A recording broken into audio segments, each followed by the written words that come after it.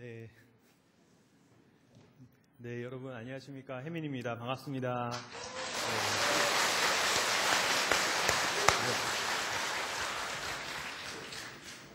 네, 제 목소리가 다 잘 들리십니까? 네. 여러분 이렇게 만나 뵙게 돼서 너무 반갑습니다. 오늘 여러분들과 하고 싶은 얘기는 뭐냐면 우리가 어떻게 하면 조금 더 행복해질 수 있을까? 그 행복에 대해서 좀 여러분들과 얘기 나누고 싶습니다. 네, 잘 안 들립니까? 네? 아, 잘 들려요. 예. 어떻게 해야지 앉아라고 그러시는 거군요. 네, 어떻게 해야지 우리가 조금 더 행복해질 수 있을까? 이 얘기를 저와 함께 이렇게 나눠봤으면 좋겠습니다. 괜찮겠죠? 네. 제가 가만히 이제 보니까 우리가 어느 때 행복한가를 가만히 보면은 나와 내 주변 사람들과의 관계가 좋을 때 내가 행복한 것 같아요. 맞습니까? 네. 뭐니 해도 나와 내 주변 사람들과의 관계가 좋아야지 그때서 비로소 내가 좀 행복하다라고 느끼는 것 같아요. 아무리 돈을 많이 벌고 아무리 사회적으로 성공을 하고 아무리 자식이 잘 되고 그래도 나와 내 주변 사람들과의 관계, 나와 내 가족, 나와 나의 어떠한 친한 친구들이나 이웃이나 직장 동료나 그런 사람들과의 관계가 나쁘면은 불행하다고 느끼는 것 같습니다. 맞죠? 네, 제가 미국에 제 은사 스님이 이제 미국 뉴욕에 계시잖아요. 그래서 그러다 보니까 이제 신도님들이 뉴욕에 사시는데 그분 중에 한 분이 계세요. 근데 그분이 정말로 열심히 장사를 하세요. 개인 비즈니스 장사를 해서 돈을 정말로 많이 이렇게 막 모으시는 분이에요. 그래서 제가 한번 물어봤어요. 아니 보살님은 그렇게 돈을 모아서 어디다 쓰려고 그러십니까? 그러니까 그 보살님이 뭐라면, 스님, 저는요 제가 상상에는 찍어둔 아파트가 있어요. 그 아파트로 입성하는 게 꿈이에요. 이러시는 거예요. 우리 맨하탄 안에도 좀 좋은 데가 있거든요. 그래서 좋은 동네에 있는 아파트로 입성하는 게 꿈이기 때문에 돈을 열심히 모아야 된대, 지금. 그래가지고 정말로 한 2년인가 3년 동안 열심히 돈을 이렇게 악착같이 모으시더라고요. 그리고 나서 드디어 보살님이 원하는 아파트로 입성을 했어요. 입성을 하니까 얼마나 기쁘겠어요. 그렇죠? 그래가지고 아파트 이사한 지 한 달 정도 지났을 때 제가 그 보살님이 이제 절에 왔길래 제가 여쭤봤어요. 어떻게 여쭤봤냐면, 아이고 보살님, 정말로 원했던 아파트 이사 가니까 너무너무 행복하지요? 이렇게 물어봤어요. 그랬더니 그 보살님이 뭐라 그러면, 아이고 스님, 지옥이 따로 없습니다, 이러는 거예요. 그래서 깜짝 놀래가지고, 아니 왜 지옥이 따로 없습니까? 그렇게 원했던 아파트 이사 갔는데. 그랬더니 그분이 뭐라 하시냐면, 아이고 스님, 제가요 이사 첫날에 뭘 모르고 밤 10시까지 이삿짐을 옮겼어요. 그랬다고 아래층에 사는 어떤 그 코쟁이 여자가 막 와더니 막 영어로 뭐라 자기한테 그러더래요. 아니 이렇게 고급 아파트 살면서 기본 규칙을 모르느냐, 막 소음, 층간 소음 난다 이거잖아요. 그래가지고 이제 가슴이 막 떨리고, 여기 비싼 아파트는 이렇게 막 그냥 이러나 보다 이러고 있다가 이제 한 일주일 지나가지고 정말로 그분이 음식 같은 거 이렇게 먹고 나면 이제 휴지 나오잖아요. 휴지 봉다리에 넣어가지고 그분 말로는 아주 그냥 잠시 동안만 바깥에다 살짝 내놨대요. 왜냐면 나가면서 이렇게 버리려고 아주 1분인가 2분 잠시 놔놨는데, 이번에는 옆집에 사는 남자가 오더니 또 코쟁이 남자가 오더니 또 뭐라 그러대, 자기한테. 그래가지고 막 그냥 깜짝 놀래가지고, 아니 여기 비싼 아파트는 다 이런가. 그래서 혹시라도 자기 아파트 들어가고 나갈 때 아랫집 여자나 옆집 남자를 만날까봐 가슴이 콩캉 뛴대요.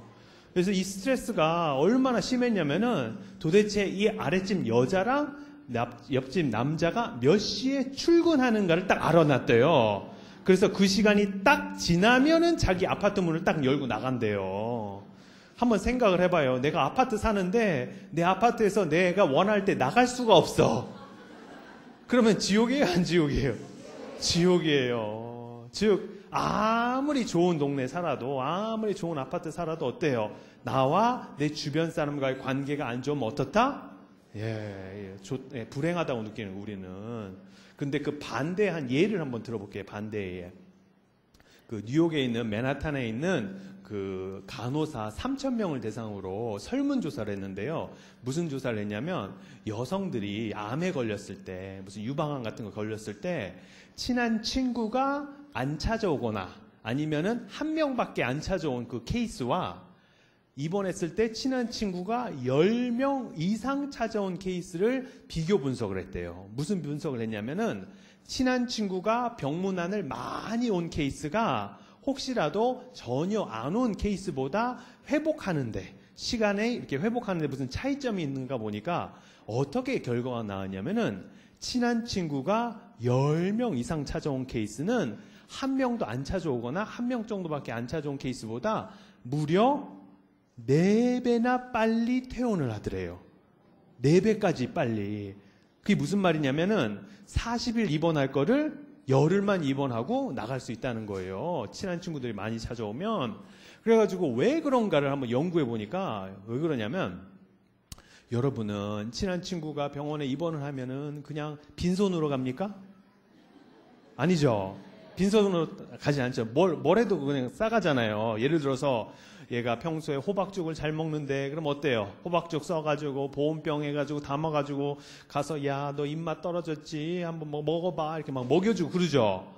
그리고 또 뭐예요? 얘가 평소에는 그 땀을 요번에 이제 많이 이렇게 흘릴 거 아니에요. 뭐 방사선 치료받고 그러니까. 그래서 아빠 땀 그 흡수 잘 되는 그런 내복 같은 거 사가지고 또 입혀주고 가서 그리고 또 미국이다 보니까 얘가 이제 가발이 필요할 거다 해서 또 예쁜 가발을 또 사가지고 이렇게 막 씌워주고 그런데요. 즉, 나와 내 주변 사람들, 그 친한 친구들이 나를 아껴주고 사랑해준다는 그 느낌, 그 따뜻한 그 마음이 느껴질 때 그게 바로 그 사람 회복하는데 엄청나게 도움이 된대요. 그래서 우리는 보통 보면은 아주 그냥 비싼 약만 쓰고 아주 그냥 고급 약 쓰고 좋은 어떤 그런 비싼 병원에만 가서 이렇게 회복하는 거 그런 거 생각하는데 알고 보니까 어떻더라? 나와 내 주변 사람들과의 관계 속에서도 회복하는데 엄청난 도움을 주더라. 이런 그런 게 나왔대요. 그래서 또 한 가지 마지막으로 얘기하면 그거예요. 뭐냐면 버지니아 주립대학교라고 거기 심리학과 교수들이 어떤 실험을 했냐면은 계단을 100계단을 이렇게 만들어놨대요. 100계단을. 그래 놓고 맨 아래 계단부터 맨 꼭대기 계단까지 혼자 그냥 올라가라고 그런대요. 그래서 혼자 맨 아래 계단부터 맨 꼭대기 계단까지 딱 올라가면은 그 꼭대기 계단에서 딱 기다리고 있어서 사람이 물어봐요. 지금 도대체 계단을 한 몇 계단 올라온 것 같습니까? 라고 이렇게 물어본대요. 심리적으로 한 몇 계단 올라온 것 같습니까? 그러면 혼자 딱 올라오게 하면은 보통 한 120계단 올라온 것 같습니다. 라고 느낀대요. 그런데 좀 있다가 그 다른 사람한테 가장 친한 친구와 같이 2명이 올라오라 라고 그런대요. 그러면은 그 꼭대기에서 지금 몇 계단 올라온 것 같습니까? 그러면 친한 친구와 같이 올라오면 어떻게 느끼냐면 한 80계단 올라온 것 같습니다 라고 느낀대요. 그래서 아주 똑같은 일을 해도 나와 관계가 좋은 사람들과 같이 하면 어때요? 훨씬 더 수월하고 편하게 이렇게 느껴지는 거예요. 우리나라 옛 속담에도 보면은 백지장도 맞들면 낫다. 예. 여러분 혹시 삼천배 해보셨습니까? 예, 해보신 분도 있고 안 해보신 분도 있는데요. 사실 아마 혼자 3,000배를 한다고 그러면은 너무너무 힘들어요. 그렇죠? 예, 그런데 보통 보면은 여럿이서 같이 이렇게 3,000배를 하면은 그다지 어렵지 않게 할 수가 있어요. 그렇죠? 그래서 같이 이렇게 마음이 맞는 사람들과 같이 하게 되면은 아주 어려운 일도 그렇게 어렵지 않게 할 수 있다. 이것이 정말 교훈인데요. 그러면 지금부터는 어떻게 우리가 해야지 그 관계, 사람들과의 인간관계를 조금 더 좋게 해서 행복한 그런 삶을 살 수 있을까? 이 얘기를 해보겠습니다. 그러니까 제가 가르쳐 드릴 테니까요. 제 말을 따라해 주세요. 아셨죠? 첫 번째. 서운하면 서운하다고 말하자. 네, 무슨 얘기인지 아셨죠? 예, 서운하면 서운하다고 말해야 돼요. 이게 관계에서 상당히 중요합니다. 제가 한번 연구를 해봤어요. 어떤 연구를 했냐면 우리 관계가 좋은 관계인데 어디서부터 그 관계가 금이 가기 시작하는지, 금이 가는 첫 번째 징조가 어디서 나오는지 가만히 들여다보니까 뭐다? 서운함인 것 같아요. 맞습니까? 예. 근데 이 서운하다는 게 그 우리나라 말은 정말로 서운하다는 얘기를 좀 많이 쓰잖아요. 근데 영어, 미국 사람들은 서운하다는 말을 안 써요, 거의. 서운하다는 말이 뭔지도 잘 모르겠어요, 영어로 저는. 지금 한 20년 넘게 미국에 살았지만 그게 왜 그런가 가만히 들여다보니까 우리나라 사람하고 일본 사람들이 유독 서운함을 많이 느끼는 것 같아 보니까. 그래서 왜 그런가 보니까 제가 그래서 연구를 해봤어요. 뭘 연구했냐면 도대체 서운한 게 무엇인가? 서운한 게 어떤 감정인가를 연구해 보니까 이거예요. 뭐냐면 서운함을 느끼면 이거예요. 내가 굳이 내 입으로 말해야 쓰겄냐? 이거예요. 아니, 네가 내 얼굴 표정 보고 내 행동 보고 내 원하는 것을 딱 맞게 맞춰줘야지 왜 그걸 못하냐 이거예요. 맞습니까? 예. 근데 여러분 한번 생각해봐요. 아니 여러분들 무슨 타심통 있는 그 스님들도 아니고 안 그래요? 딴 사람이 뭘 원하는지 알아요, 몰라요? 예, 뭐 눈치가 빠르면 좀 이렇게 맞춰줄 수도 있지만은 그걸 다 이렇게 일일이 알아서 맞추기라는 어려운 거예요. 그런데도 불구하고 우리는 남들이 내가 얘기를 안 해도 그 사람들이 다 알아서 그 내 뜻에 맞춰주길 원해요. 그렇죠? 예. 그래가지고 그것이 내가 얘기 안 했는데도 불구하고 맞춰주지 않으면 어때요? 서운해져, 서운해. 그래서 문제가 생겨요, 여기서 문제가. 그래서 그 한번 예를 들어볼게요, 예를. 왜냐면 서운하면 서운하다고 얘기하면 정말로 쉽게 풀리는데 이게 서운하지 얘기 안 하기 때문에 문제가 되는 거예요. 그러니까 제가 얘기해 볼게요, 예를. 시어머니가 있어요. 우리 시어머니가 그 아들이 이제 결혼을 해서 이제 며느리를 본 거예요. 그래서 이제 그 이제 며느리를 봐서 이제 시어머니가 됐어요. 그래서 시어머니가 이제 아들 집을 이제 놀러를 갔어. 딱 놀러를 갔어요. 아들 집을 딱 놀러 가서 이제 그 며느리가 이제 시어머니 오셨으니까 그 시어머니 이제 드시라고 음식을 아주 맛있게 해서 어머니 드세요 해가지고 갖고 왔어. 그래가지고 이제 그 시어머니가 음식을 쫙 먹고 나서 음식을 먹으면서 하는 생각이 뭐냐면 내가 그 집 갈 때쯤 되면은 우리 며느리가 나한테 용돈을 좀 주겠지라고 생각을 해요. 그래가지고 이제 음식 다 먹고 이렇게 나가는데 용돈이 있어요, 없어요? 없어요. 그러니까 서운해, 안 서운해? 서운해. 그래서 이제 시어머니가 이제 한 번 서운했습니다. 그리고 나서 이제 한 2달 있다가 또 갔어요, 아들 집을. 또 가가지고 이제 보니까 또 이번에도 며느리가 아주 맛있는 음식을 막 해가지고 어머니 드세요 해가지고 갖고 왔어, 또. 그래가지고 음식을 막 먹으면서 이제 또 드는 생각이 뭐냐? 에이, 이번에는 그 용돈을 주겠지 이렇게 생각을 했어요. 그런데 요번에도 나갈 때 보니까 용돈이 있다 없다? 없어요. 그러니까 서운해, 안 서운해요? 네, 더 서운해, 이번에는. 더 서운해. 그러고 있다가 이제 2달 뒤에 또 갔어. 또 가가지고 이제 음식을 또 이제 또 며느리가 막 엄청나게 막 해가지고 막 주는데 이번에 딱 눈치를 보니까 이번에도 용돈이 없을 것 같아. 그런데 보니까 음식 중에서 이상하게 찌개가 간이 조금 안 맞아. 그러면 어머니가 뭘 갖고 갑자기 폭발을 합니까? 너는 어떻게 찌개도 못 끓이냐 이래요. 그러면은 며느리가 그 얘기를 딱 듣고 나서 다음번에 뭘 잘하려고 노력을 합니까? 찌개를 잘 끓이려고 그래요. 그럼 문제가 해결이 돼요, 안 돼요? 예, 문제는 해결 안 되고 이 관계는 더 비틀어집니다. 그렇죠? 차라리 아싸라게 처음부터 며느라 나 용돈 좀 다오 그랬으면은 문제가 해결이 돼요, 안 돼요? 돼요. 근데 얘기를 못 해서 엄원데 가서 다 관계가 삐뚤어지고 이게 회복이 안 돼, 회복이. 그래서 우리가 서운함을 느낄 때 서운하다고 얘기하는 것이 관계 회복에 상당히 좋아요. 왜냐면 왜 그러냐면 우리는 사실 서운함을 다른 사람을 서운하게 할 때 일부러 서운하게 하려고 해서 서운하게 한 게 아니에요. 맞습니까? 여러분 누구를 막 일부러 서운하게 하려고 그래서 서운하게 한 거 아니잖아요. 예를 들어서 여러분들이 동창들 뭐 친한 친구들 뭐 이렇게 모임 가는데 대문 밖을 싹 나서면서 오늘은 내가 한 3명을 서운하게 해야지라고 계획하고 나가시는 분이 있어요? 없잖아요. 어때요? 그냥 가가지고 어때요? 가서 평소대로 내 아들 자랑을 막 하는 거예요. 가가지고 우리 아들이 요새 취직을 했는데 이 회사가 얼마나 좋으냐면 막 그냥 그 회사 자랑을 막 하는데 알고 보니까 그 맞은편에 있는 내 친한 친구의 아들이 최근에 회사에서 잘렸어. 그러면 그 말을 듣고 있으면 그 친구가 서운해요? 안 서운해요? 네, 서운해요. 서운한데 근데 그게 내가 일부러 서운하게 하려고 그런 게 아니라 그 사실을 몰랐거나 아니면 알았어도 내가 깜빡 잊었거나 그랬을 거예요. 그렇죠?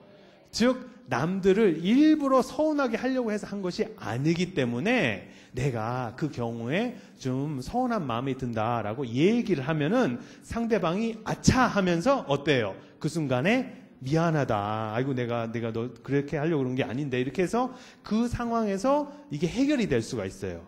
그런데 말은 안 하고 그냥 가만히 이렇게 그 서운한 감정 그대로 가만히 있고 그러다가 또 다른 사람 그 똑같은 사람을 나중에 또 만나고 그러다가 서운함이 자꾸 쌓이다 보면 어떻게 되냐면은 잘 지내다고 생각했는데 나랑 잘 지낸다고 생각했는데 어느 날 갑자기 연락을 뚝 끊어. 친한 친구가. 그런 경우 있어요, 없어요? 예. 그러면 막 갑자기 내가 뭘 잘못했지 막 모르고 막 이런 경우 있어요. 그렇기 때문에 서운하면은 서운하다라고 얘기할 수 있어야 돼요. 그러면 어떻게 얘기하는지 그 방법을 제가 가르쳐 드릴 테니까 그것을 따라해 보세요. 아셨죠? 서운하다는 걸 얘기할 때요. 주어가 너가 되면 안 됩니다. 너가 되면은 잘못하면은 너는 어떻게 맨날 날 서운하게 하냐? 이렇게 얘기할 수 있어. 그러면 상대가 그 말 들으면 기분이 좋아요? 나빠요? 나빠요. 그렇기 때문에 그 주어가 너가 되면 안 되고 누가 돼야 된다? 내가 돼야 돼, 내가. 그래서 나의 지금 느끼는 느낌을 그대로 묘사만 하시는 거예요. 아셨죠? 한번 따라해 보세요. 내가 그런 말을 들으니까 나도 모르게 서운한 마음이 드네. 아셨죠? 네, 이렇게 하시는 거예요. 아셨죠? 이러면 상대를 공격하는 거예요? 아니에요? 아니에요. 그 나의 상태만을 묘사하는 거예요. 그렇기 때문에 그 얘기를 들으면 어때요? 아차 합니다. 상대가 아이고 미안하다. 내가 일부러 너한테 그렇게 서운하게 하려는 게 아닌데 그렇게 하면서 관계가 풀어질 수가 있습니다. 아셨죠? 가슴 속에 담아두면서 서운한 얘기 못 해가지고 관계를 이렇게 무너지게 하지 마세요. 아셨죠? 따라해 보세요. 두 번째. 말을 잘 들어주자. 말을 잘 들어주자. 관계에 좋은 거 사실 그 친한 친구가 누군가가 내 말을 잘 들어주면 좋아요, 싫어요? 네, 우리가 말 잘하는 친구보다 오히려 내 얘기를 따뜻하게 잘 들어주는 친구가 훨씬 더 좋죠. 네, 그래서 누군가가 나의 말을 잘 들어주면은 그 사람과의 관계가 좋아질 수밖에 없어요. 그런데 한번 우리 스스로를 여러분들이 한번 반성을 해봐요. 여러분들 혹시 사람들과의 관계 속에서 누군가 얘기를 잘 못 들어주진 않나요? 예를 들어서 친한 친구들과 이렇게 모임이 있어. 모임이 있는데 내가 하고 싶은 얘기가 머리까지 찼어. 그래가지고 다른 애들이 얘기하면은 그것을 듣는 게 아니라 제가 언제 말 끝나나 그냥 참고 있어. 참으면 이게 듣는 거예요, 안 듣는 거예요? 안 듣는 거예요. 들어줘야 되는데 그냥 참고 있어. 그리고 또 어떤 경우는 이래요. 친한 친구들 5명이 모여서 얘기를 한다 그러면은 공평하게 20%씩 얘기해야 되잖아요. 20%씩. 그래요, 안 그래요? 20%씩 얘기해야 되잖아요. 근데 어떤 친구는 자기가 75%를 다 얘기해버려, 거기서. 그러면은 나중에 그 친구 다시 부르고 싶어요? 안 부르고 싶어요? 안 부르고 싶지. 그렇죠? 예. 그래서, 그리고 또 어떤 친구는 얘기하다 보면은 갑자기 내 얘기를 하고 있는데 중간에 내 말을 뚝 끊어. 그리고 막 자기 얘기를 막 해버려요. 그러면 이 사람과의 그 관계가 어때요? 안 좋아지고 제가 나를 무시한다고 생각하고 서운해지고 그렇잖아요. 그렇기 때문에 혹시라도 여러분이 다른 사람의 말을 내가 뚝 끊었다. 그럼 어떻게 해야 된다? 반드시 발언권을 그 사람한테 되돌려줘야 돼요. 아셨죠? 아이고야 미안하다. 네가 아까 하려는 말 내가 끊었다. 그거 뭐였지? 계속 해봐. 이렇게 해줘야 돼요. 아셨죠? 그래야지 관계가 나빠지지가 않습니다. 그래서 사실 우리는요. 나의 얘기를 정말 누군가가 나의 편이 돼서 따뜻하게 들어주는 사람이 한 사람만 있어도 자살을 하지 않습니다. 아셨습니까? 네, 내 편이 돼서 정말로 따뜻하게 들어주는 사람이 한 사람만 있어도 자살 안 해요. 보통 영화, 드라마 같은 데 보면 자살하기 직전에 사람들이 뭘 합니까? 자기 핸드폰 딱 켜가지고 뭘 해요? 전화를 한번 해보잖아요. 친한 친구한테. 근데 그 친한 친구가 전화를 받아요? 안 받아요? 안 받아. 그래서 또 다른 친구한테 전화해봐. 받아요, 안 받아요? 안 받아. 그리고 나서 이제 자살을 하잖아요. 그리고 나서 친구들이 아이고 그때 내가 전화를 받을 걸 뭐 이러잖아요. 그래서 정말로 그러니까 제가 최근에 어떤 좀 가슴 아픈 얘기를 하나 들었는데 그 얘기를 한번 여러분들과 나눠볼게요. 뭐냐면 그 외아들을 이제 남편하고 일찍 사별하고 이제 혼자 어머니가 외아들을 이렇게 길렀어요. 외아들을. 그러다 보니까 그 외아들을 정말 잘 기르려고 어머님이 정말로 막 열심히 노력해서 모든 걸 다 희생해가면서 아들을 위해서 뒷바라지를 한 거예요. 그래서 아들이 또 나름대로 머리가 똑똑해서 공부를 열심히 해가지고 서울에 있는 유수한 대학교에 입학을 했어요. 그러니까 어머니가 너무 자랑스러워서 또 이제 계속 열심히 뒷바라지를 해줬는데 얘가 또 이제 졸업하고 나니까 유학 간다고 그러니까 또 어머님이 또 열심히 또 뒷바라지를 해준 거예요. 그리고 나서 우리나라 돌아와서 이제 소위 말하는 그 대기업에 이제 취직을 한 거예요. 그러니까 이제 어머니가 아이고 이제부터는 내가 다리 쭉 뻗고 자도 되겠다. 이제 시름 다 놔도 되겠다 이렇게 생각을 했는데 이 외아들이다 보니까 그 형제가 없었잖아요. 그리고 엄마가 항상 오냐오냐 했잖아요. 그러니까 다른 사람들과의 관계를 하는 거를 너무너무 못해 얘가. 그래서 그 새로운 그런 회사 가면은 윗 상사의 눈치를 봐야 돼요, 안 봐야 돼요? 봐야 되죠. 이게 좀 굽신굽신 해야 될 때 좀 굽신굽신 해야 돼요, 안 해야 돼요? 근데 이걸 못해 이 사람이. 그래가지고 맨날 그 어른들 그 윗사람한테 옳은 소리를 해. 자기 입 바른 소리. 맨날 입 바른 소리 하면은 그 상사가 좋아해요, 안 좋아해요? 안 좋아해요. 그래서 상사한테 찍혔어. 상사한테 찍히니까 어때요? 주변 동료들도 이 사람을 어떻게 생각해요? 불편하게 생각을 해. 불편하게. 그러니까 동료들도 약간 좀 이렇게 따돌렸나 봐요. 따돌렸나 보니까 그러다 보니까 어떻다? 자꾸 그 따돌림을 당한다 생각하니까 그 자존심이 되게 높은 이 사람이 유학까지 갔다 오고 뭐 좋은 데 나오고 그랬잖아요. 그러다 보니까 이것을 못 참아서 자살을 했대. 그러니까 생각을 해봐요. 그 대기업까지 가가지고 이제 문제가 다 이제 모든 한숨 놔도 되겠다 했는데 이 어머니 입장에서는 아들이 자살을 했으니까 어떻게 했어요? 마음이. 하늘이 어때요? 무너지는 것 같고 내가 왜 살아야 되는지 이유를 모르겠고 너무너무 원통하고 분하잖아요. 그래가지고 이 어머니가 회사를 상대로 그 소송을 했어요. 소송을. 그래가지고 고소를 한 거예요. 고소를 했는데 첫 번째 재판에서 졌어 어머니가. 그리고 또 고소했어. 또 고소 억울하다고. 또 고소했는데 두 번째 재판에서 또 진 거예요. 그래가지고 너무 분하고 원통하다고 아침마다 그 평소에 하던 일도 다 그냥 그 접고 안 하시고 아침마다 1인 시위를 하려고 대법원 앞에 가시는 거예요. 그래서 비가 오나 눈이 오나 대법원 앞에서 우리 아들의 그 원통함을 풀어달라고 어머니가 가가지고 1인 시위를 매일 그렇게 하시는 거예요. 그러니까 그 한 100일이 지났나? 100일 동안 정말 어머니가 항상 원통함을 못 풀어서 그러고 있는데 하루는 그 대법원 앞을 그 젊은 그 아들뻘 되는 어떤 그 검사가 이렇게 딱 지나가더래요. 지나가면서 이 어머니를 보니까 너무 안 됐나 봐요. 자기 엄마도 생각나고. 그래가지고 아이고 어머니 그러면 제 검사실에 와서 한번 얘기해 보세요. 말씀해 보세요. 그러더래요. 그래가지고 이제 어머니가 이제 그 검사실로 들어갔어요. 들어가니까 이제 말씀해 보세요. 그러니까 내가 얘를 어떻게 낳는가부터 시작을 하시더래. 그래가지고 막 1시간 반 동안 구구절절 막 얘기하는 거예요, 얘기를. 근데 이 아주 착한 그 검사가 아주 따뜻하게 이 어머니의 말씀을 다 들어주는 거예요. 다 들어주고 나서 왜 이 케이스가 그 법률상으로는 이기기 힘든 케이스인가를 이해하기 쉽게 이렇게 설명을 해줬대, 이 검사가. 그러니까 그 어머니가 그 얘기를 다 들으시더니 뭐라고 그러시냐면, 아이고, 그래도 고맙소. 아이고, 그래도 고맙소. 지금까지 내 얘기를 들어주는 사람이 아무도 없었는데, 당신이 내 얘기를 들어줘서 너무너무 고맙소. 이러시더래요.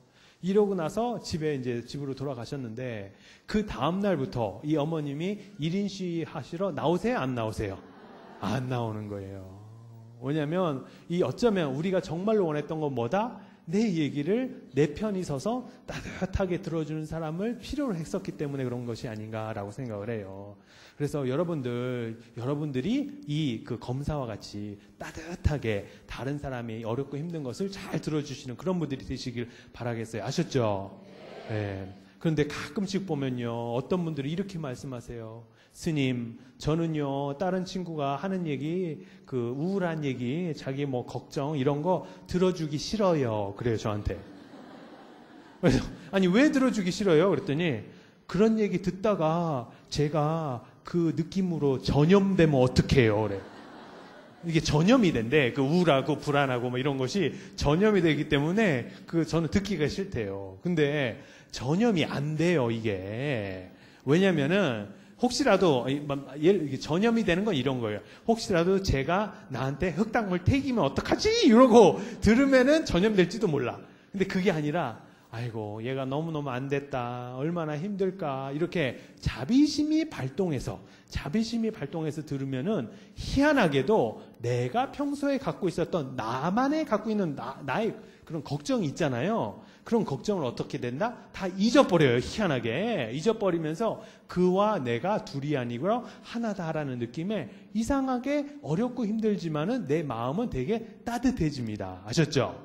예, 그래서 오히려 내가 더 행복해진다라는 거. 그리고 또 어떤 분들이 이래요. 스님, 저는요, 그런 얘기 저도 듣기 싫어요. 그래서 왜요? 그랬더니 그런 얘기를 들어봤자 그 친한 친구의 문제를 제가 해결할 수가 없어요.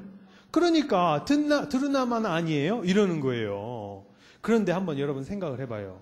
여러분들이 그 누구한테 나의 고민 같은 걸 얘기할 때 그 친한 친구가 나의 모든 문제를 풀어줄 거라고 예상하시면서 그 얘기를 얘기합니까?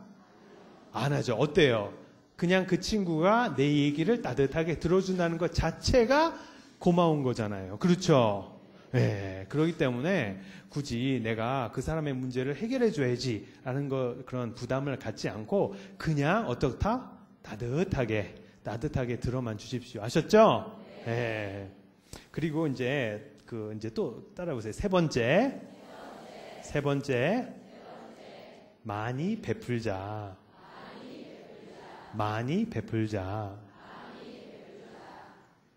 이 베푸는 것만큼 관계에도 좋은 게 없어요. 그렇죠? 네, 누군가 나한테 자꾸 베풀어주면 그 사람이 좋아요, 싫어요? 좋죠. 누군가 음식값을 내줘, 내 대신에. 그럼 그 사람 좋아하시는, 전 엄청 좋아지던데, 그 사람이.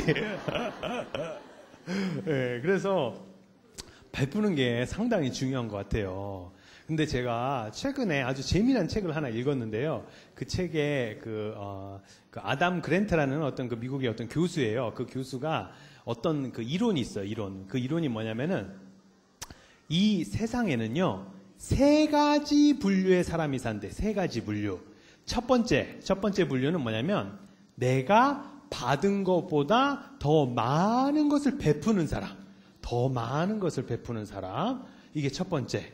두 번째는 내가 받은 만큼만 딱 맞춰서 베푸는 사람.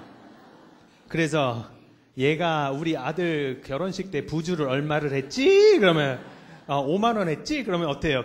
얘 아들 결혼식 때 가서 얼마 부주한다? 5만 원만 딱 하는 사람. 이게 두 번째. 그리고 세 번째는 뭐냐면 내가 베푼 것보다 더 많은 것을 받으려고만 하는 사람. 좀 이기적인 사람. 이 세 분류의 사람들이 산대요. 세 분류. 근데 여러분 혹시 이 세 분류 사람 중에서 어느 분류의 사람이십니까? 생각을 해봐요, 여러분들.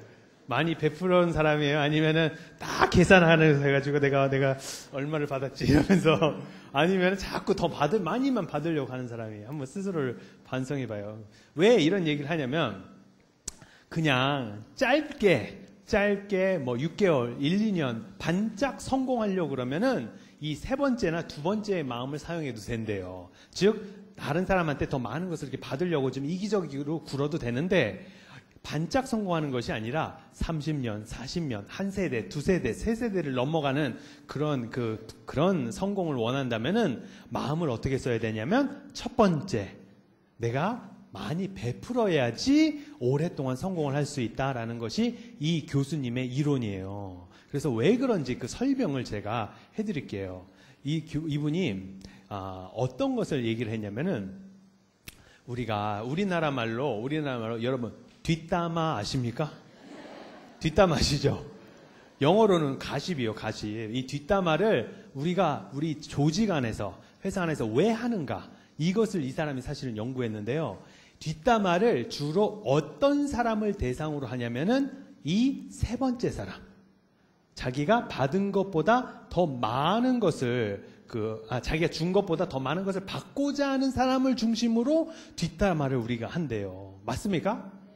네, 예를 들어서 여러분들이 친한 친구들과의 어떤 모임에 갔는데, 모임에서 음식값 계산할 때쯤 되면 어떤 친구가 화장실로 쏙 사라져. 그러면은 처음에 화장실로 사라졌으면은 우연인가 이렇게 생각할 수 있어요. 근데 두 번째 그러고 세 번째 그러고 그러면 걔가 화장실 간 사이에 우리가 걔에 대해서 뒷담화 합니까? 안 합니까? 네, 다 하잖아요. 왜 안 하는 것처럼 그래요? 하잖아요. 얘 맨날 저런다고 할 거예요. 즉 내가 베푼 거를 이렇게 베푼 만큼 못하는 사람들 있잖아요. 자꾸 받으려고만 하는 사람을 향해서 이 주변에 있는 그 조직 안에 있는 그 단체 안에 있는 사람들이 이 사람한테 너는 최소한 받은 만큼은 베풀어야 되는 것이 아니냐고 이 사람을 향해서 가하는 언어적인 압박이 뒷담화래요. 이해하세요?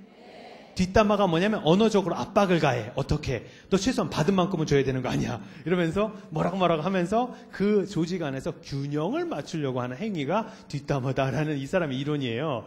그런데 제가 왜 많이 베푸는 것이 좋은가? 저의 어떤 경우를 담아서 여러분들과 한번 얘기를 해볼게요. 뭐냐면 제가 이제 미국에서 이제 교수한 지 이제 6년, 7년째 접어들고 있거든요.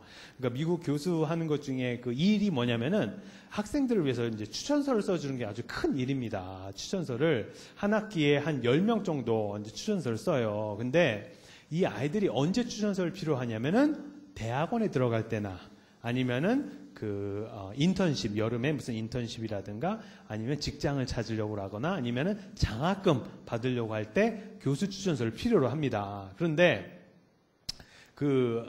제가 보니까 그런 것 같아요. 어떤 아이들은요, 추천서를 이렇게 부탁하려고 그러면은 한 달 전부터 저한테 이렇게 미리 찾아와서 교수님, 저는 추천서가 이런데 필요하니까 좀 써주십시오라고 아주 정중하게 부탁하고 그것과 관련된 서류 같은 걸 이렇게 깨끗한 봉투에 넣어가지고 딱 가져옵니다. 그럼 제가 이제 한 달 안에 시간 날 때 추천서를 써주면 돼요. 그렇죠? 그런데 세상에는 양다리 있으면 뭐가 있어요? 응달이 있어, 응달. 어떤 아이는요, 너무, 그게 없어요. 버릇이. 그냥, 이제 그 사람, 어떤 아이는 아예 찾아도 안 와. 그냥 이메일 저한테 그냥 찍 보내요, 이메일. 그래서 이메일 딱 열어보면 어떻게 써있냐면, 교수님, 추천서 마감일이 오늘이에요, 오늘. 아주 급합니다, 교수님. 이거 빨리 써줘요, 빨리. 이렇게 이래요, 이메일이. 한번 생각을 해봐요, 여러분. 아니, 제가 그날 여러 가지 바쁜 스케줄이 있을 수 있잖아요. 안 그래요? 학생들과의 어떤 면담을 잡아둘 수도 있고, 지금 수업 준비를 하거나 수업에 들어갈 수도 있고, 교수들과의 어떤 면담이 있을 수도 있고, 그렇잖아요. 회의가 있을 수도 있고. 그런데 그 학생은 뭐냐면, 교수님 뭐 하는지 모르겠지만, 일단 교수님 하시는 거 동작 중지. 내게 더 중요해. 내 일이 더 중요하니까 일단 그거 다 제치고 내 거부터 해줘요. 내 거부터. 이거잖아요. 그런 학생을 볼 때마다 참 제가 이제 승려지만 그 마음의 어떤 그 기로에 어떤 기로에 쓰냐면 그 선택을 해야 돼. 첫 번째 선택은 뭐냐면 내가 왜 너를 위해서 추천서를 써줄 수 없는지 그 이유를 따박따박 적어서 이메일로 답장을 보낸다. 이게 첫 번째예요. 못 써줘 이거예요. 왜냐면 바쁘니까. 그렇잖아요. 저 나름대로도. 그리고 두 번째는 뭐냐면 에이고 그래도 내가 승려니까 써준다. 힘들어도 고민돼도 써준다. 이게 두 가지인데 이 두 가지를 제가 다 해봤어. 다 해보니까 깨달은 게 있어요. 뭘 깨달았냐면은 일단 안 써준다라고 이렇게 이메일로 답장을 딱 보내면요. 이 학생을 다음 수업 시간에 제가 만나요? 안 만나요? 만나요. 만나면 걔 얼굴 볼 때마다 제 마음이 어떻겠어요? 불편해요. 불편해. 너무 불편해. 볼 때마다 불편해, 걔. 그래요. 그리고 그런 일은 어때요? 마음의 찌꺼기가 딱 남잖아요. 그래서 잘 잊혀져요? 안 잊혀져요? 안 잊혀져, 이상하게. 그런 일은. 그렇죠. 그리고 결정적으로 미국은요, 한 학기 끝나면은 학생들이 교수 평가서를 써요. 제가 나를 어떻게 평가할 것 같아? 아주 좋게는 평가 안 할 거예요. 그렇죠. 예, 그렇기 때문에 어떻게 한다? 그냥 써주려고 해요. 저는 써주려고. 근데 써주려고 해서 보니까 이렇더라고. 뭐냐면은 제가 아까 못 써준다고 이렇게 쓰려고 그러면은 이게 논리적으로 이메일을 적어야 되기 때문에 시간이 한 15분간 소요가 돼요. 15분간. 그런데 추천서도 가만히 보니까 빨리 쓰면 15분 안에 쓸 수가 있겠더라고. 왜냐면 기존에 써놓은 추천서들이 아주 많아요. 그래서 이름만 살짝 바꾸면 되더라고 보니까. 그래서 어떻게 한다? 써줘요. 써주고 나면은 좋은 점이 있어요. 어떤 좋은 점이 있냐면 첫 번째로 마음의 찌꺼기에 남아요? 안 남아요? 안 남아요. 해주고 잊어버리면 돼요. 그렇죠? 가만히 보면은 우리가 어떤 일을 부탁을 받았을 때 안 해주겠다, 못 해주겠다 저항을 하면서 쓰는 에너지가 해주고도 남을 에너지를 쓰는 경우가 있어요. 그렇죠? 더 찝찝하고 오랫동안 힘들고 그 사람 볼 때마다 불편하고 그러잖아요. 그런데 해주고 나면은 이제 잊어버릴 수가 있고, 두 번째는 그 아이가 혹시라도 제가 써준 그 추천서 덕분에 대학원을 들어갔거나 아니면은 그 회사에 취직이 됐거나 아니면 장학금을 받았거나 이러면은 저한테 그 좋은 소식을 알려주잖아요. 그러면은 그 좋은 소식을 들었을 때 제 마음이 어떻겠어요? 네, 너무 좋아요. 너무 행복해. 마치 내가 그 사람의 그 학생의 행복이 누구 행복이다? 나의 행복이 된 듯해서 마음이 이렇게 확장되고 넓어져요. 아셨죠? 마음이 이렇게 좀사리처럼 이렇게 되는 게 아니라 넓어지면서 행복해지고 마음이 따뜻해져요. 그런데 반대로 아까처럼 못해준다 그랬을 때는 어떻게 하는 거다? 마음을 이렇게 움켜쥐는 거야. 내 것을 더 보호하려고, 나의 시간을 더 보호해야 되고 나의 에너지를 보호하기 때문에 못해줘 이런 거잖아요. 이렇게 되면은 어떤 일이 발생하냐면 혹시라도 나중에 한 1년, 2년 있다가 나한테 이번에는 좋은 일이 생겼어요.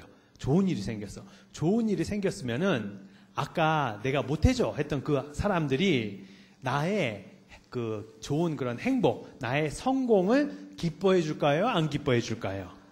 안 기뻐해 줘요. 오히려 깎아내리려고 그러거나 아니면은 저 사람의 흠을 잡거나 뭐 이럴 거예요. 즉, 이 사람이 잘된 거를 시기 질투하는 사람들이 많아지는 거예요. 근데 반대로 이렇게 막 해줬어. 많이 베풀었어요. 아까 그 추천서 써준 것도 베푼 거잖아요. 많이 베풀면 어때요? 내가 1년, 2년 있다가 내가 이번에 나한테 좋은 일이 있어요. 그러면 그 사람들이 나의 좋은 일을 기뻐해줘요? 안 기뻐해줘요? 진심으로 기뻐해줘요. 그게 무슨 말이냐면은 많이 베풀면 내 주변에 나의 행복을, 나의 성공을 진심으로 원하는 사람들이 많아져요. 이해하시겠습니까? 네. 한번 상상을 해봐요. 내 주변에 있는 사람들이 다 너가 잘 됐으면 좋겠다라고 이렇게 마음을 품는다 생각을 해봐요. 어때요? 아주 행복하죠? 예, 그래서 그러기 때문에 오랫동안 성공하려면 어떻게 해야 된다? 많이 베풀어야 된다. 반대로 그냥 6개월, 뭐 1, 2년 반짝 성공하려면은 이기적으로 해도 되는데 이기적으로 하게 되면 어떻게 된다? 결국에는 주변에서 그 사람을 끌어내리려고 그러고 깎아내리려고 그러고 어떤 식으로라도 그 사람을 이렇게 폄하하려고 그래요. 그리고 또 어떤 일이 있냐면 내가 정말로 이렇게 다른 사람이 어려운 점을 이렇게 베풀어서 도와주면요. 어느 순간에 살다 보면 나한테도 어떤 곤란한 일이 일어나잖아요. 어렵고 힘든 일이. 그럴 때 이상하게 정말 나는 상상도 못하고 예상도 못했는데 호련히 그 예전에 도움을 받았던 사람이 나타나서 이 사람이 나의 어려운 것을 다 해결해 주는 경우가 있어요. 이때도 여기 없나? 왜 그래요? 있어요, 이런 경우가. 좀 예, 있어요, 진짜로. 그러니까 많이 베풀어 보세요. 아셨죠? 예. 경험해 보셨겠죠? 예. 네. 그리고 그러면은 그 이제 또 하나 이제 따라해 보세요. 네 번째. 남의 뭘 할까요? 네 번째. 남의 결점이 보이면 나를 점검하자. 네, 이게 무슨 말이냐면요. 살다 보면은 그 어떤 사람이 어떤 사람이랑 나랑 관계를 맺고 이렇게 사는데 그 갑자기 다른 친구들한테는 별로 그 아이의 단점이 잘 안 보이는데 유독 나한테는 그 사람의 단점이 잘 보이는 경우가 있어요. 그런 경우 있죠. 나한테는 너무 잘 보여. 제가 너무너무 단점이. 그런데 친한 친구들한테 얘 좀 이상하지 않냐? 이렇게 물어보면은 친한 친구는 얘가 좀 독특하긴 하지. 하지만은 그게 뭐 그다지 뭐 이 사람을 괴롭히지는 않는데 나는 괴롭혀. 나는. 그게 왜 그런지 아세요? 그게 왜 그러냐면 그 사람의 결점이 뭐예요? 내 안에도 있기 때문에 그래요. 내 안에도 있기 때문에 다른 사람은 잘 안 보이는데 내 눈에는 너무너무 잘 보이는 거예요. 이것을 뭐라고 그러냐면은 공명의 법칙이라고 해요. 한번 따라해 보세요. 공명의 법칙. 이게 뭐냐면요. 그 기타를 두 개를 서로 마주보게 해서 그 세 번째 줄을 이렇게 띵 튕기잖아요. 그러면은 이상하게도 그 앞에 있는 기타 줄 6개 중에 몇 번째 줄이 울리기 시작한다? 세 번째 줄이 울린대요. 희한하죠? 그냥 가만히 이렇게 기타를 마주보고 네 번째 줄을 띵 튕기면 네 번째 줄이 이렇게 울린대요. 그게 비슷하니까 비슷한 것끼리 같이 울린다라는 거예요. 그래서 혹시 여러분들 살면서 여러분들 안에 이렇게 관계 속에서 누군가가 나를 되게 힘들게 한다. 다른 사람의 결점이 너무 눈에 잘 보인다 그러면 어떻게 한다? 혹시 내 안에도 그것이 있지 않은가 점검해 봐야 된다. 아셨죠? 제가 그 서울대 가서 강연을 한 적이 있는데요. 거기 서울대학원에 다니는 어떤 여학생이 저한테 이런 얘기를 했어요. 스님, 제가요, 저랑 같이 공부했던 친한 친구 여자애가 있는데요. 걔가 지방에서 올라왔는데, 자기랑 이제 처지가 비슷했대요. 그런데, 좀 가난했나 봐요. 그런데, 최근에 얘가 아주 부잣집으로 결혼을 하고 나서, 사람들한테 너무 이렇게 막대한대요. 그래서 자기 운전해주는 사람한테도 막 막대하고, 필리핀 가정부한테도 막 하대하고 막 이런대요. 그리고 특히 이제, 명품 가방 같은 것을 자기 앞에서 이렇게 한대, 이렇게, 슉! 이런데. 슉! 이런다는 거야. 그래서, 좀 돈이 있다고 막 그런다는 거예요. 그래서, 완전히, 인격이 변한 저 친구를 제가 이렇게 한마디 해주는 것이 옳지요, 스님? 이러는 거예요, 저한테. 이렇게 사람이 변했다고. 근데 가만히 들어보니까, 그런 결점이 보이는 게, 왜 그렇다? 나한테도 있는 거예요. 뭐냐면, 예를 들어서, 명품 가방 이렇게 했는데 되게 괴롭잖아요, 내가. 왜 괴롭겠어? 자기도 메고 싶으니까 그래요. 근데 저는 누군가가 명품 가방을 이렇게 해도 하나도 안 괴로워. 왜냐면 명품인지 일단 몰라. 그리고 가방을 저러고 다니라 이러지. 저게 괴롭히거나 막 이러잖아. 나한테는. 그렇죠. 그런데 그 여학생한테는 괴로워요. 왜냐면 본인도 그러고 싶으니까 그런 거예요. 그렇죠. 예, 그래서 혹시라도 여러분들이 다른 사람의 그 단점, 결점이 딱 내 눈에 보인다 그러면 어떡한다?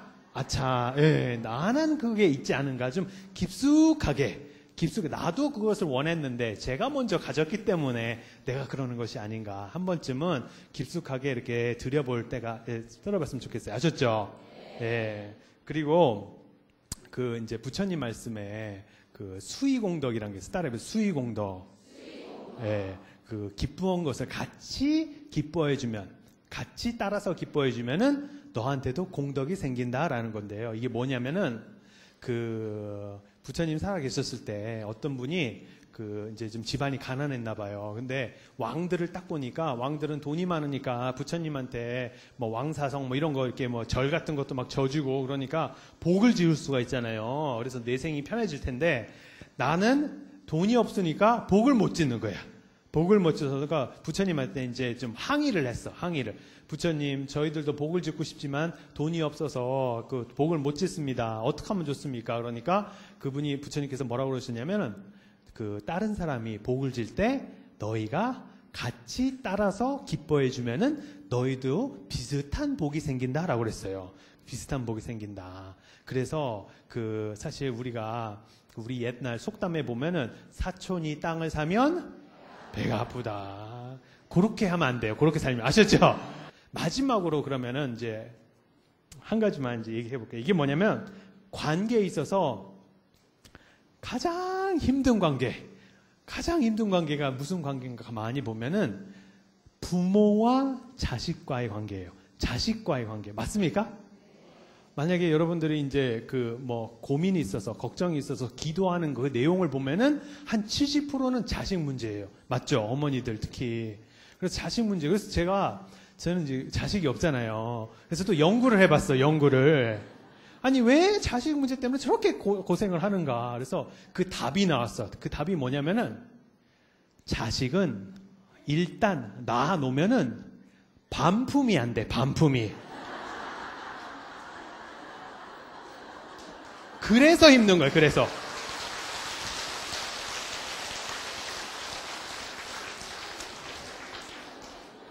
아니 얘가 좀 말을 좀 안 듣는다 그러면 백화점 가서 반품 딱 해봤으면 좋겠어요. 그렇죠? 더 좋은 놈으로 딱 바꿔왔으면 좋겠는데 이걸 못해. 이거를. 그렇기 때문에 속을 새기면 어때요? 내가 다 그걸 받아야 돼. 그거를 다 받아야 돼요. 그렇죠? 그래서 힘든 거예요. 그래서 힘든 건데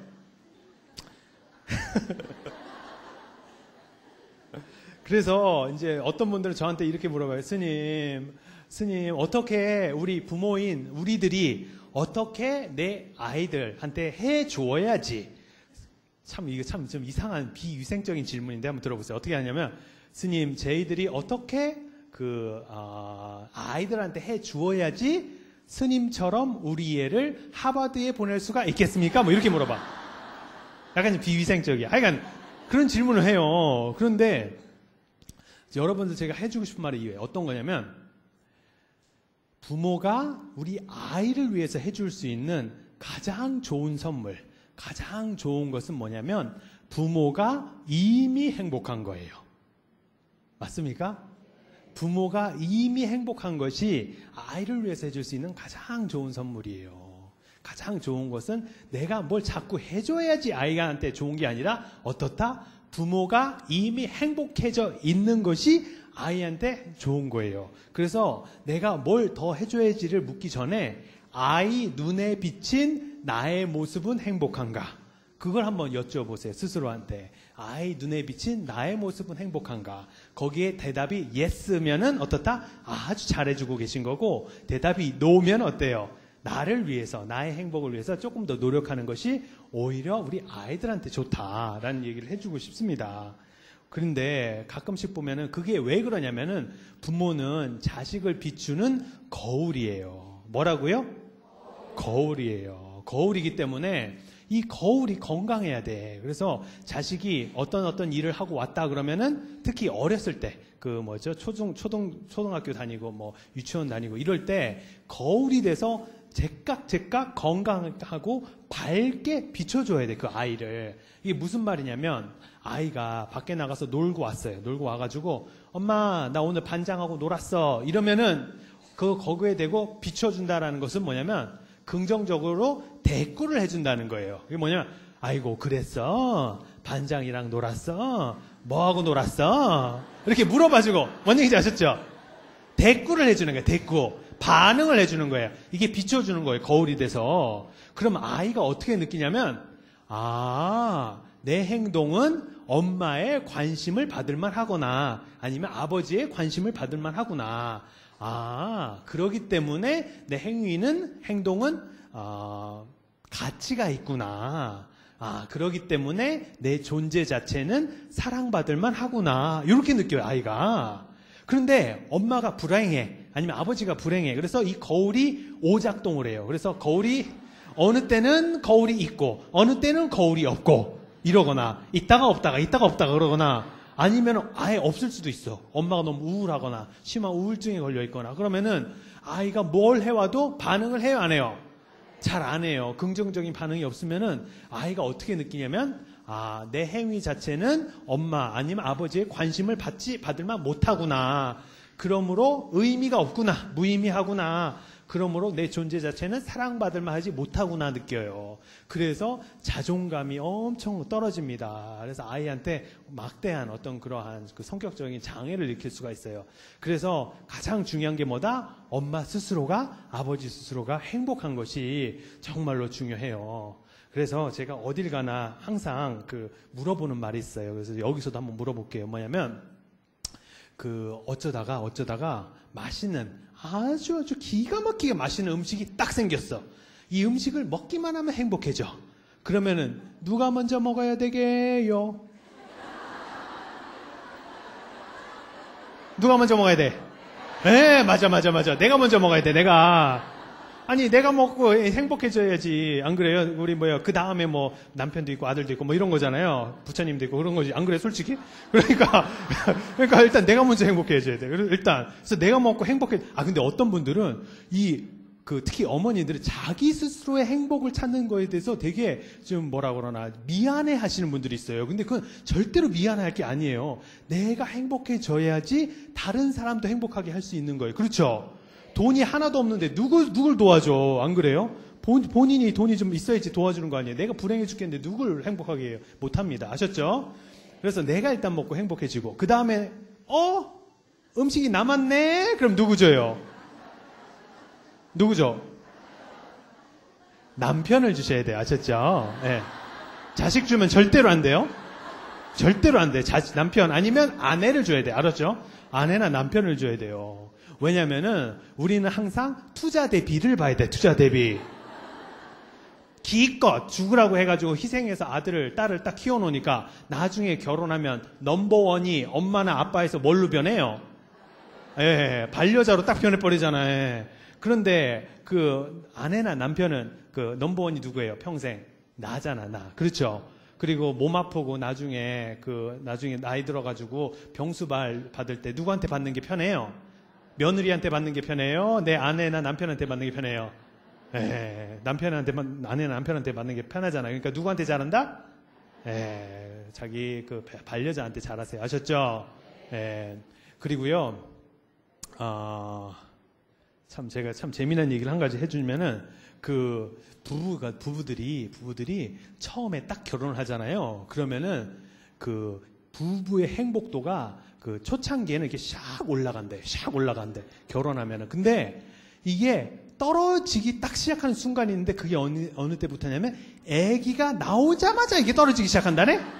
떨어지기 시작해가지고 이게 계속 떨어진대요. 계속 떨어지다가 최하를 딱 찍는 순간이 뭐냐면 애가 고등학교 3학년 때. 그러다가 재수를 하면 1년 더 간대, 이게 1년. 그러다가 갑자기 행복도가 싹 올라가는 순간이 있대요. 그게 뭐냐면 애가 집에서 나가자마자 이게 행복해진대요. 아셨죠?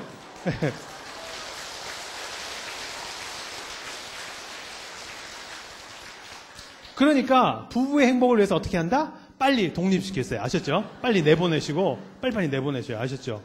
제가 그 미국 살면서 정말로 깜짝 놀랐던 일이 뭐냐면 제 가장 친한 친구가 대학교 그때 제가 2학년 때인가 1학년 때인가 그런데 얘가 그 공부도 공부지만은 정말로 열심히 아르바이트를 아주 악착같이 하는 거예요. 그래서 얘가 왜 이렇게 돈을 열심히 벌려고 그런가 보니까 얘가 그 우리들은 이렇게 기숙사에서 다니는데 얘는 자기 집에서 다녔어요. 집에서 한 20분 떨어진 곳에서 이제 살았기 때문에 그래서 왜 그런가 그러니까 자기는 엄마한테 월세방 방세를 내야 된대요.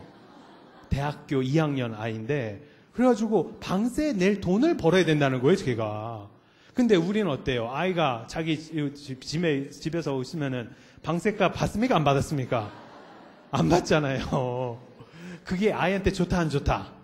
안 좋아요, 안 좋아요. 모든 것을 내가 그냥 그 성인이 다 됐는데도 불구하고 그냥 다 해주려고 그래. 다 해주려고 그러면 어떡하느냐? 아이한테 좋다, 안 좋다? 오히려 안 좋아요. 왜냐면 아이 스스로가 무엇을 하고 싶다라는 것을 스스로가 깨쳐야 돼. 스스로가 동기부여가 돼서 스스로가 깨쳐야 되는데 그것을 못하도록 엄마가 다 해주는 거야. 다 이거저거 다 해주면 어떻습니까? 얘는 그냥 어려우면 그냥 부모한테 기대면 되지. 뭐 이런 마음이 생김으로써 내 스스로가 정말 하고 싶은가, 스스로가 무엇을 하고 싶은 것을 못 찾아내요. 아니면 찾는 것이 오래 걸립니다. 아셨죠? 그러니까 빨리 이렇게 독립시키는 게 좋고요. 그래서 첫 번째 맛있는 거 있으면 내가 먹고 두 번째 우리 남편이나 아내 주고 그리고 나서 또 남았다 그럼 누구 준다? 시어머니. 무슨 자식을 줘. 아유 순서를 몰라 순서를.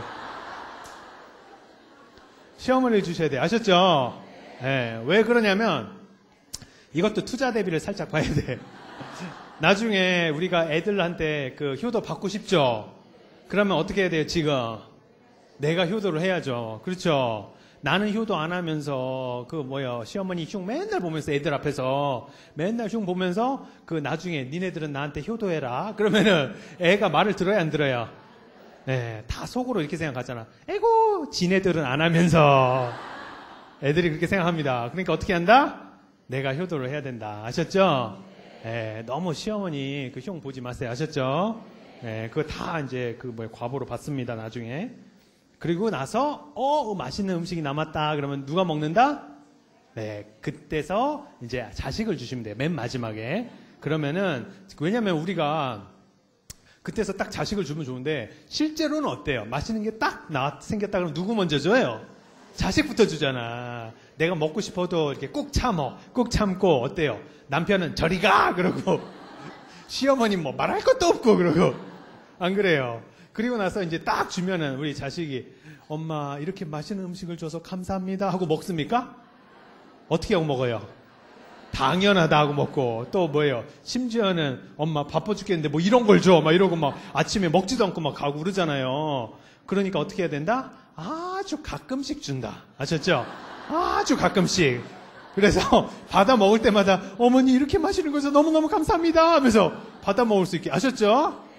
그렇게 키우셔야 됩니다. 그래서 되도록이면 너무 지금 우리나라 그 부모들은 자식한테 올인해서 문제예요. 올인해서 모든 문제가 가만히 보면은 내 인생은 다 팽개치고 어떻다? 자식한테 올인하기 때문에 그것이 다 문제가 되는 것 같아요. 그래서 그 누구의 그 행복을 먼저 찾아야 된다? 나의 행복을 찾으셔서 이렇게 사찰에 나와가지고 합창단이나 아니면 이렇게 후원이나 이런 데서 봉사활동도 좀 하시고 그럼으로써 나의 어떤 존재감, 내가 이렇게 필요한 존재구나, 이런 사찰이나 지역사회에 필요한 존재구나, 이런 것을 이렇게 느끼면서 자기의 좀 자존감도 좀 이렇게 높아지고 그러한 그 봉사활동도 하시면서 그러한 나의 어떤 그런 기쁨을 찾아봤으면 좋겠습니다. 아셨죠? 그럼 마지막으로 저와 함께 이걸 뭐라고 하지? 모션을 한번 따라해 보세요. 아셨죠? 어떻게 하냐면, 잠깐만. 모션 하기 전에요. 음악 준비됐습니까? 그러면은 음악을 좀 틀어주시고요. 그럼 저랑 명상 같은 거, 마음치유 명상 같은 거 한번 해보시겠어요? 그러면은, 이걸 하려면은, 일단, 편안하게 하시고, 손에 들고 있는 게 아무것도 없어야 돼요. 바닥에 다 내려놓으세요. 핸드폰 이런 거 다 바닥에 내려놓으시고요. 그 다음에 눈을 감아주세요. 눈을 감아주시고 허리를 살짝 펴주시고요. 어깨 힘을 빼주시고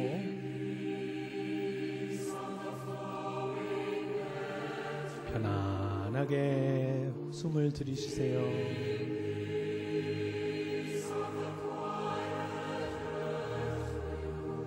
편안하게 숨을 내쉬고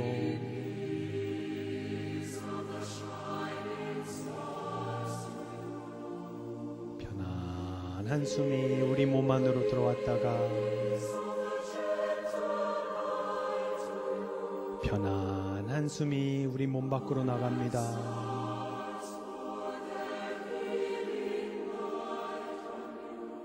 편안한 숨이 우리 몸 안으로 들어왔다가 편안한 숨이 우리 몸 밖으로 나갑니다.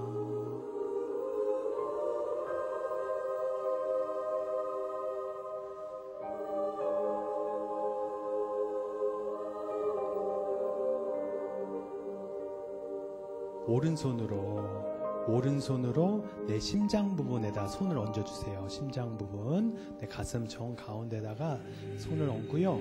위아래로 마사지 하듯이 편안하게 어루만져 주시면서 눈을 감으신 채로 지금부터 제가 하는 말을 따라해 주세요. 몸아 참 고맙다. 몸아 참 고맙다. 몸아 참 고맙다. 내 것이라고 당연히 여기면서 막 쓰고 살았는데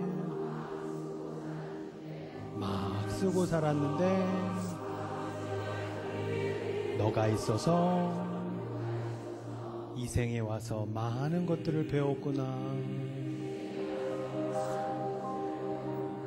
몸아 참 고맙다. 몸아 참 고맙다. 나 때문에 많이 힘들었지?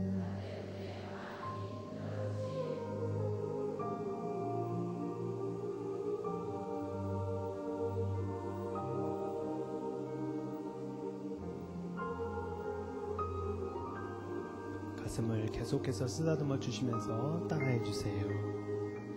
마음아 참 고맙다. 마음아 참 고맙다. 너가 아프다고 그래도 내가 바쁘다고 무시하고 살았는데 너가 있어서 이 생에 와서 많은 것들을 배웠구나. 마음아 참 고맙다. 마음아 참 고맙다. 나 때문에 많이 아팠지?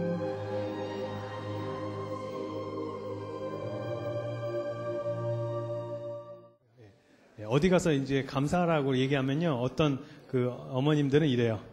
고마워 숑. 그리고 어떤 그 거사님들은 고마워 고마워 이러세요. 여러분들과 이렇게 만나 뵙게 돼서 너무 행복했고요.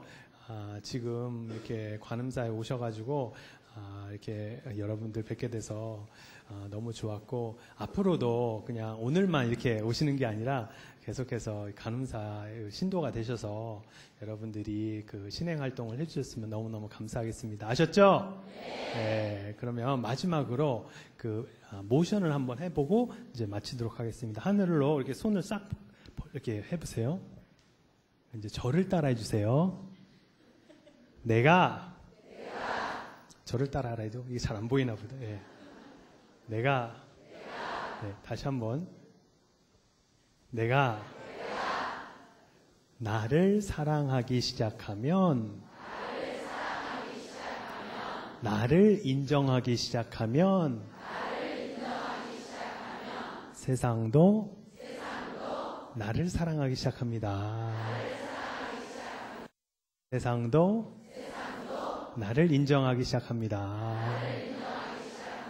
네, 스스로를 존귀하게 여기시는 여러분들이 되시길 바라겠습니다. 혜민이었습니다.